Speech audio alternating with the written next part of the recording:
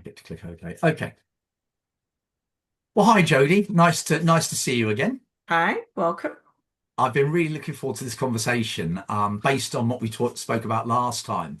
Uh, I think the thing that I was really, what I thought would be really interesting for people is, like we touched on last time, most of the clients that I've worked with Performance Associates over the last 25 years, and I know you've worked with many too.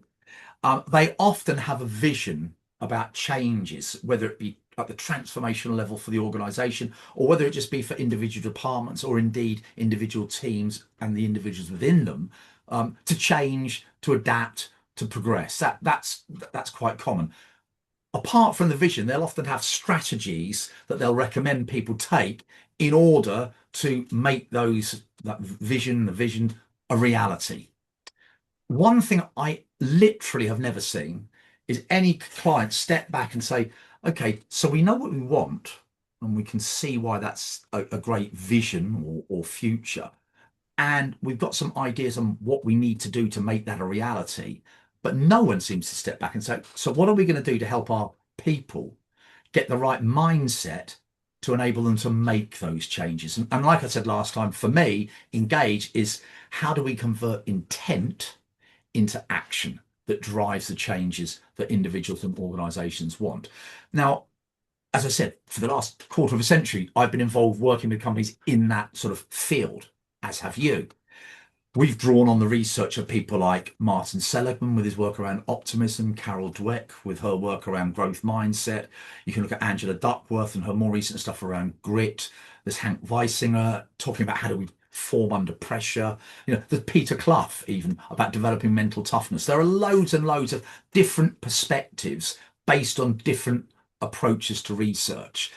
What I think would be really useful is, do you mind just explaining what drove you to develop Engage and what was the thinking and the rationale that you employed in your research to identify the specific mindset that led to more likelihood of change, if that is a proper way of saying it? Yeah. So I guess we've got to come all the way back to the beginning of the journey in a way. I mean, I'm an occupational psychologist, so obviously always working what are the people factors that impact performance in the workplace. But increasingly, I was being asked to do some coaching. We know coaching is all about change. So it's just another word. So I got really fascinated around what drives effective change, what makes the difference between people adopting and embracing change and people kind of just doing the same thing. And actually, when you go into the research, and that's where my research sits, it's around the psychological conditions in terms of our mindset. So, not who we are as people, but what might be some of those limiting beliefs. Am I open to doing something differently? Do I feel motivated and driven to do that? So if you look at the factors that Engage actually looks at that came from the research, obviously it's, you know, what are those psychological conditions around? I mean, technically, it would be around metacognition. The way that we think will impact what we do. Mm, Are we confident to speak up? Are we, because obviously, if we're less confident to do something, we're less likely to make that decision, to have mm, the courage to step forward, to take ownership. So if you look at the factors around metacognition, around confidence, they're a key part of the model. And we know, don't we, that confidence is something that, sometimes we can feel really confident about something, sometimes less confident. So that's one area that we look at. In terms of the next area, openness, if you look at all the research literature and the coaching research literature, how open are we to communication? How open are we to change? Are we mm, receptive to change? Are we willing to adapt? What's our attitude towards? So it's very much around attitudes, because we know as well that that's going to inform what we do. If I actually don't really think that that new way of working, AI would be a great example here, and we can mm. talk about that a bit more. Yeah. That's a topic you and I have talked about a lot, but When we're trying to embed new changes, like you said, organizations are really good at defining the vision, really great at saying, right, here's our strategy to operationalize that vision. But actually, the bit that I've consistently noticed and found is that they don't really know what to do with the people bit, because Mm. actually it's people that drive change. Or You can have the don't. best, yeah, yeah, exactly. You can have the best strategy in the world, the best vision in the world. But if we can't get the minds, the hearts, the souls of the workforce to embrace and actually drive it and do something different, then we're probably going to go back and revert to our old patterns. And I think this is consistently what you see. I certainly hear it a lot that people get um, quite disengaged in that they're investing a lot of money in expensive training, developing capability and skills, where actually really it's the mindset piece that needs to shift, and we need to pay some attention to that. Sorry, it Mm. was probably a bit of a ramble there, No, but no, I find it absolutely fascinating because I think it understanding that what the focus is that helps the individual. I think your reference to, it's people that drive change is absolutely true. And like I joke, it's also people that don't drive change. When yeah, you only have a few people in an organization who will even say, well, I get the vision, it makes sense, and still won't engage in the process of driving that change. People do it with their own New Year's resolutions, for goodness sake. yeah. And no one makes you do those. You pick, oh, I'll do this. And of course, most people give up because they're just not really mentally in the right place to And there's engage a in all. couple of, yeah, and there's a couple of components to that, Simon. It's about, first of all, are we aware of those limiting beliefs, the things within our mindset, actually our attitudes towards something? Mm, Because if we're not conscious of it, they're going to keep tripping us up. We can refer to the iceberg model. A lot of people will know. It's a great analogy, I think. If we look at what sits above the iceberg, the visible bit, they're typically the behaviors, things that we see. But mm. if you look at an iceberg, the bit that sits beneath the watermark, it's vast, and that's usually the subconscious, the things that we're not aware of that are actually driving our behavior, and that's where Engage really steps in. It gives you a way of measuring those factors that are going to actually drive the behavior. And I guess the point you're making there is that what you see at the top of the iceberg, the behaviors, you could see the same behaviors in two completely different people, but what's driving those behaviors is totally different. So what you need to do is to get under the skin of not just why they're doing that, but what's actually within them that's making them do that. And not say, well, person A and person B are both doing that, therefore they both need this. They could need Yeah. something completely different. It's true. I mean, you can have, a whole team attend a training session. Everybody's in agreement. Yeah, we get the vision. Yeah, we see the direction of travel. We're on board with all this. And then we go back, and you'll have some people that will kind of get stuck in straight away. Mm. And then you'll have others that are really slow to adjust, to adapt. Is it that they're not really on board? They don't really believe in it. Is it that they are lacking confidence in their ability to do that? Is it that, and I think it's really having some visibility around those invisible subconscious elements, both for the individual, but definitely you know, for the leaders of Mm. teams, those investing in programs. We want to get some impact. We want to see some return. We want to see people adopt the change, whatever that is. We want that transition. But if we don't really understand the people component, again, like we say, we can have the best vision, the best strategy, but are we actually going to operationalize that? And that's where the challenge is, I think. And I guess that's where if you're a leader or a manager of a team of individuals who've gone through something which that has highlighted what those internal barriers might be, it's a much easier process to coach, prompt, and cajole them and help them.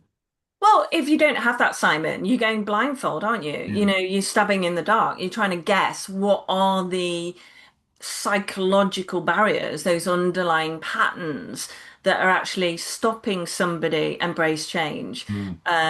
And it's like unless we have some awareness around that, and that's just one part of the puzzle. I think for me, it's about let's raise some visibility, some awareness around the mindset factors that will support Yeah. embracing change. But importantly, it's not just about raising awareness. I think this is a topic. and I think this is a topic to explore perhaps in a bit more detail. We get the insight, which is great, we get the awareness, which is great, but how do we take that awareness, that intent, and drive it into action? Well, that's the thing which you touched on, because that's the second big hook for me. The fact that it was in the field that we've been working in for the last quarter of a century intrigued me, obviously.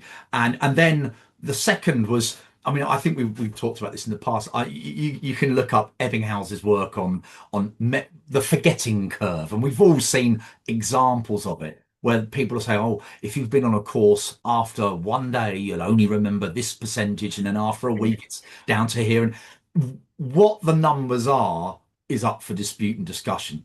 But what's undoubtedly true is that people's recall of information does drop dramatically over time, and it drops off quite quickly and then continues to drop. So a few months after a training intervention or a developmental intervention, the likelihood of people remembering stuff, it'll be one of those, "Oh yeah, I remember something about that." And what I love knowing that, one of the big challenges clients always say to us is, how are we going to embed it? How are we going to embed it? And like I said last time, it's an expensive process. You rely on good coaching from managers and external coaches. That's a big commitment. And I think what I loved about what you did was that you embraced the one thing that everyone talks about and barely anyone understands, which is AI, and you integrated AI into the Engage process to enable AI to do what people haven't got the time to do when they manage people and haven't got the budget to do to bring in externals. So do you want to just talk about how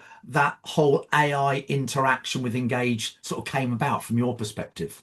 Yeah, definitely. I mean, I'm anything but a technophile. Technophobe probably would be more appropriate, but AI is here. Let's embrace it. Let's get curious.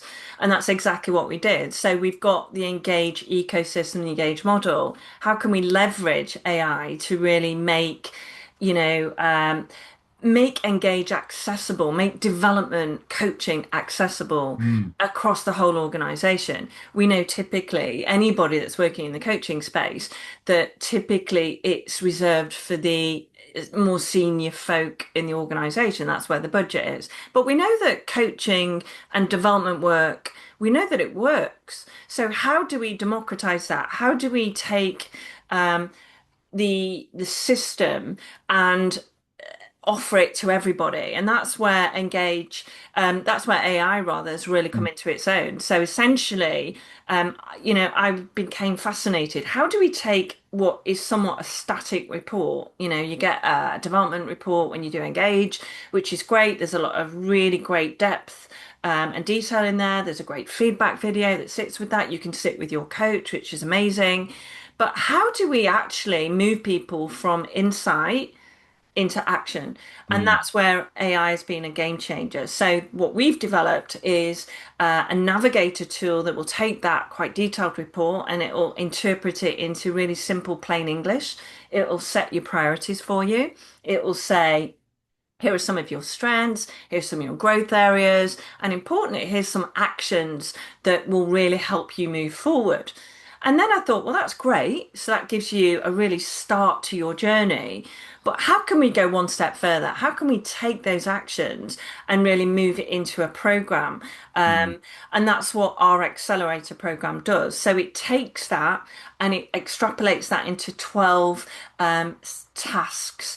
And what's important here is we know that everybody's time poor. Everybody has got a million logins to platforms and dashboards. So again, we really took on board the fact that we need something that really is that small behavioral nudge, a simple task that you can pick up and do. So essentially, what it would do, it would say, okay, Simon, week one, here's your task for this week. And of course, that's based on your profile. So mm. if your profile is suggesting that at the moment you're a bit reluctant to speak up, speak out, task might be, identify a couple of meetings this week where you can practice speaking out. And it extrapolates that. So it's a really neat behavioral nudge to really move you forward um, over that 12-step process. And at the end of that, we have feedback loops in there. So it will also say on the Friday, so Simon, how did that go? You know, give us some feedback. What did you learn about yourself? What Hmm. did you do differently? And what's been the impact of that? So it collects all that data as well. So if you get to the end of that program, you'll have a really cool report that will record the degree of shift, that change in actual behavior.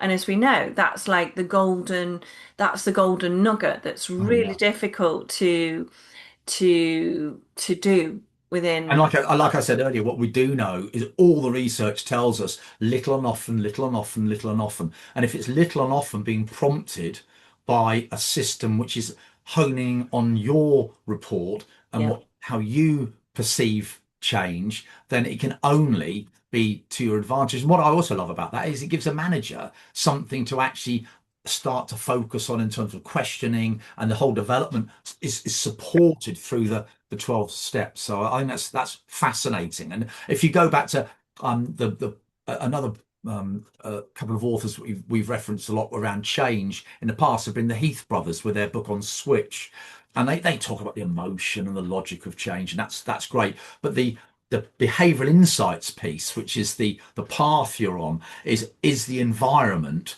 supportive of the change. And of course, most organizations, they're not. What most organizations do is say, this is what we want you to do. This is how you want me to do it. Oh, and by the way, the environment in which you've got to do it stays exactly the same. What we're doing here is to create something which will take you by the hand and lead you through the change in a way that the system, that the environment doesn't do at the moment, which I think Yeah.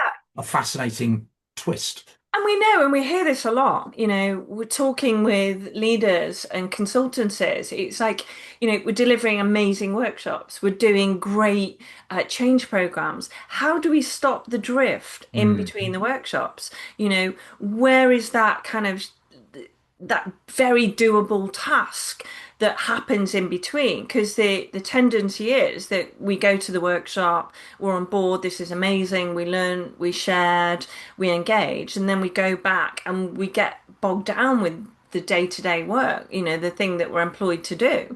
So where Engage has been a bit of a game changer, it's been a really nice way of keeping people on track in between programs as well. Mm.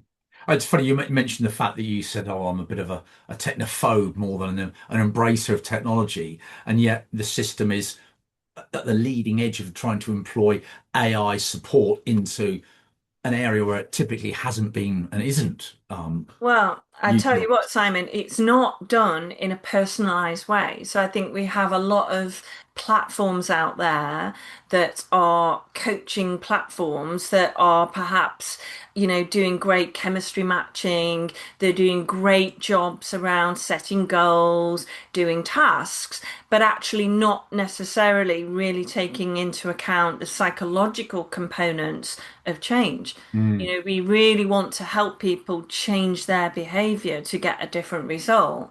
We Yeah, can't ignore mindset. It's really critical. yeah. No, I think it's great, and I suppose it leads on to the for. I mean, I think it's been great today, just getting an insight into what drove you to develop what you developed. But I think it flags the big red flag for me, which is everyone's talking about AI. Yeah. Um, everyone of a certain age, shall we say, is saying, "Oh, it's here, and we've got to get used to it." And everyone's kind of using it a bit like they would Google to look stuff up for them. Very few people are really tapping into its real power. And I think that would be a really interesting conversation to perhaps have in our next chat, which is the fear of AI, the Yeah. fear of change, and what's driving that fear, and what can be done to help alleviate that fear to greater enhance the likelihood of people embracing, because lots of clients I'm working with are having training around AI. So people are becoming aware of it.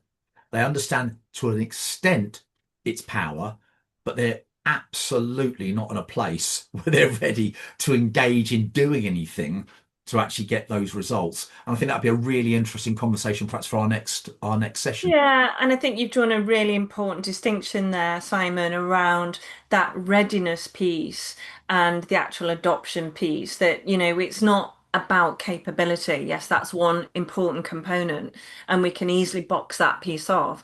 But actually, if we don't pay more attention to the readiness, Mm. the psychological readiness for change, then we're never going to optimize any intervention. And AI is so topical at the moment. So, You can't get away from it, that's for yeah, sure. Well, great. look, Jodie, another great chat. Look forward to our next one. In the meantime, take care. Take care. Bye.